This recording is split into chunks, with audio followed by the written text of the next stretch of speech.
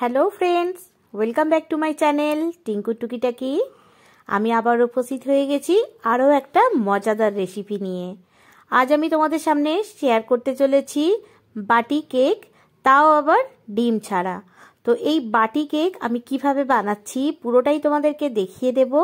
শুরু থেকে শেষ পর্যন্ত ভিডিওটা দেখার অনুরোধ করছি। তো চলো বন্ধুরা, দেরি না করে ফটাফট কেকটা বানিয়ে নেওয়া যাক। এখানে কেক বানানোর জন্য প্রথমে আমি নিয়ে নিচ্ছি এক বাটির কিছুটা কম আমি এখানে দুধ নিয়ে নিলাম। এই দুধটা হালকা উষ্ণ গরম, মানে খুব বেশি গরম না, জাস্ট আমি দেখো হাতটা ডিপ করে অনেকক্ষণ রাখতে পারছি, তো বেশি গরম না। তো এবার এখানে আমি দুধের মধ্যে দিয়ে দিচ্ছি এক বাটি সুগার পাউডার, মানে চিনিকে আমি মিক্সিতে ঘুরিয়ে নিয়েছি। প্রথমে আগে এটাকে আমি একটু ভালো করে মিক্স করে নিই। চিনিটা যদিও পাউডার, তবু একটু ভালো করে মিক্স করে নিই। চিনিটা একটু মিক্স করে নিয়েছি। এবার এখানে আমি চামচ মাপ করে 1 চামচ আমি দিয়ে দিলাম এখানে ভিনিগার। ভিনিগারটা দিয়েও এটাকে ভালো করে একবার মিক্স করে নেব। ঠিক এই সময়ই আমি দিয়ে দেব 1 চামচ ভ্যানিলা এসেন্স, দিয়ে এটাকে ভালো করে মিক্স করে নিয়ে এটাকে আমি সাইড করে রেখে দেব। তাকি দুধটা আমার হালকা উষ্ণ গরম আছে আর আমি ভিনিগারটা দিলাম, তো এটা বাটার মিল্কে পরিণত হয়ে যাবে। তো এটাকে আমি একটু সাইড করে রাখলাম। এবার আমি যেই কাপের মাপ করে ময়দা নেব তার হাফ কাপ আমি এখানে রিফাইন্ড অয়েল দিয়ে দিলাম। এটা তোমরা বাড়িতে ব্যবহার করা যে কোনো সাদা তেল এখানে ব্যবহার করতে পারো। তো খেয়াল রাখবে যেন তেলটা একবার ব্যবহার করে রেখে দেওয়া হয়েছে সেই তেল এখানে মোটেও ইউজ করবে না।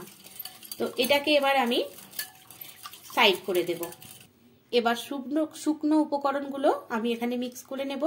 এখানে আমি দেখো 1 কাপ ময়দা নিলাম, আর নিয়েছি 1/3 কাপ আমি এখানে নিলাম কোকো পাউডার, 1/3 এর থেকেও কম আমি নিলাম এখানে কফি পাউডার, আর এখানে দিয়ে দেব আমি অল্প একটু নুন, 1 চামচ দিলাম বেকিং পাউডার, আর হাফ চামচ দিলাম আমি বেকিং সোডা। দিয়ে এই শুকনো উপকরণগুলোকে আগে আমি ভালো করে মিক্স করে নেব। শুকনো উপকরণগুলো আমি খুব ভালো করে মিক্স করে নিয়েছি। এবার এটাকে আমি সাইড করব, আর এখানে যেটাতে আমি মানে চিনিটা আর অয়েলটা আমি গুলে রেখেছিলাম দুধ দিয়ে, সেটাকে আমি আবার নিয়ে চলে এসেছি। এবার এখান থেকে আমি কিছুটা করে শুকনো উপকরণ আমি এখানে দিতে থাকবো, আর সেটা আমি এই ছাঁকনির মাধ্যমে একটু ছেঁকে ছেঁকে দেব।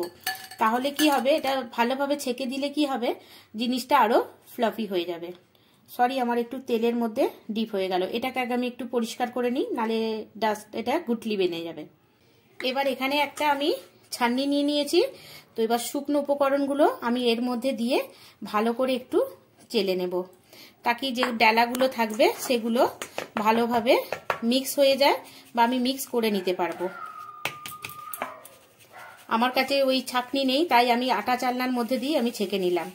দেখতে পাচ্ছ এগুলোকে আমি ফেলে দেব। আর ছেঁকে নিলে কিন্তু জিনিসটা খুব ভালো ফ্লাফি হয়, কেকটা খুব সুন্দর খেতে নরম হয়। এবার এই উপকরণটা আমি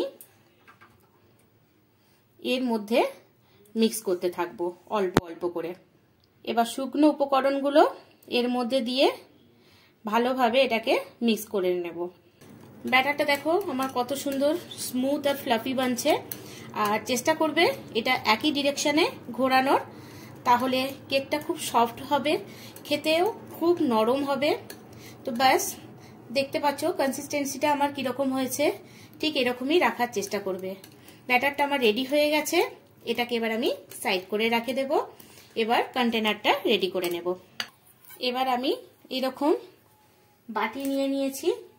আমি আজকে এই বাটির মাপে কেক বানাবো। আর প্রথমে এখানে একটু করে আমি অয়েল ব্রাশ করে নিচ্ছি। প্রত্যেকটা বাটিতেই করে নেব আগে। এবার বাটির মধ্যে একটা করে আমি এইরকম বাটার পেপার লাগিয়ে দেব। বাটার পেপারের উপরেও আমি একটু করে তেল ব্রাশ করে দিলাম, তাকে চিপকায় না। এবার ভালো করে ব্যাটারটাকে একটু গুলিয়ে নিয়ে আমি এর মধ্যে দিয়ে দেব। পুরোটা ভরবো না, কিছুটা ফাঁকা রাখবো। এবার বাটিগুলোকে ভালো করে একটু ট্যাপ করে নেব, যাতে ভিতরে যদি কোনো এয়ার বাবলস বানে সেটা বেরিয়ে যায়। তো দেখো রেডি হয়ে গেছে। আমি একটা ফ্রাইং প্যান চাপিয়ে দিয়েছি, দিয়ে এখানে সামান্য একটু নুন দিয়ে দিয়েছি।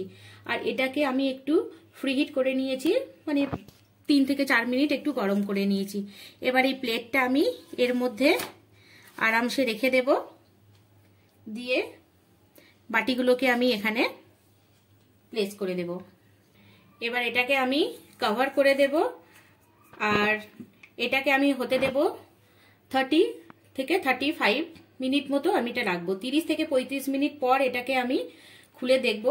আর গ্যাসের ফ্লেমটা কিন্তু লো টু মিডিয়ামে রেখেই আমি এটাকে করব। তো চলো ফিরে আসছি 30 থেকে 35 মিনিট পর। 30 মিনিট পর ফিরে এলাম, ঢাকনাটা খুলে দেখাচ্ছি। দেখো এদিকে হেলে গিয়ে 3টে একসঙ্গে জয়েন্ট হয়ে গেছে, আর কি সুন্দর দেখতে হয়েছে। আমি একটু টুথপিক দিয়ে চেক করে দেখে নিচ্ছি। দেখো পুরো ক্লিন এসছে, সব কটারই আমি দেখিয়ে দিচ্ছি।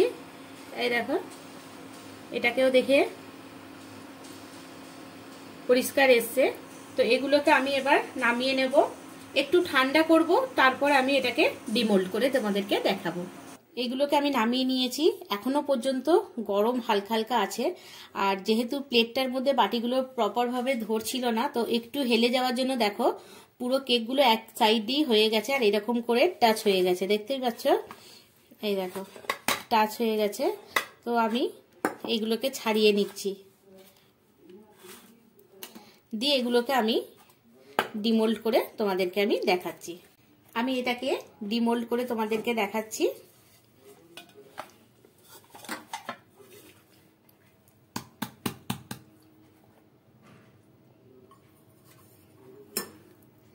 বাটার পেপারটা তুলে নেব।